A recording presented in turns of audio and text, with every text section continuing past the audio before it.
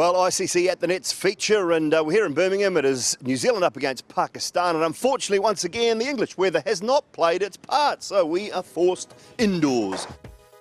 New Zealand boys are at training at the moment. They're just in behind me now. They're milling around.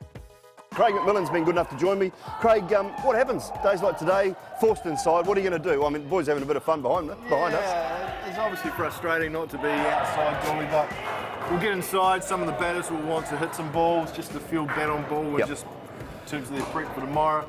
Now, you were 5 minutes later than most of the players today, and I did ask Craig McMillan indoors with the flicker compared to Craig McMillan outdoors with the flicker. They said you put a yard or two on indoors because it's a bit quicker. Yeah. Is that the case? A couple of the boys said you're a bit like Morne Morkel to face at the moment. Yeah, they think that I'm coming from quite high at the moment. Right, so, okay. I might need to flatten that out just so the trajectory is not quite as high.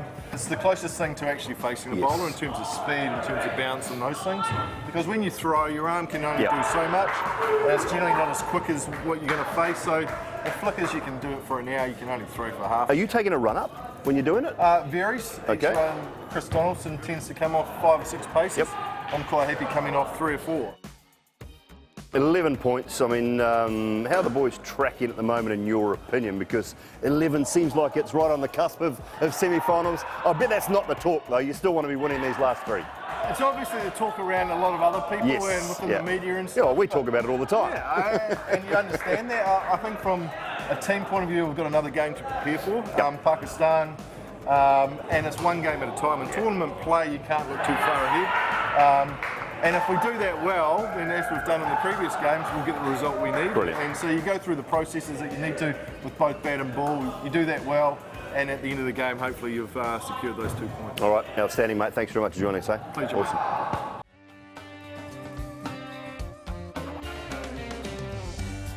Well, from a Pakistan point of view, the significance of the ladder is quite crucial. New Zealand are about here on the ladder if we were comparing this to the World Cup ladder at the moment. Pakistan are about here, 5 points, desperate for points. So being indoors over the last couple of days for training has been pretty tough for them, although they have seemed like they've been in really good spirits.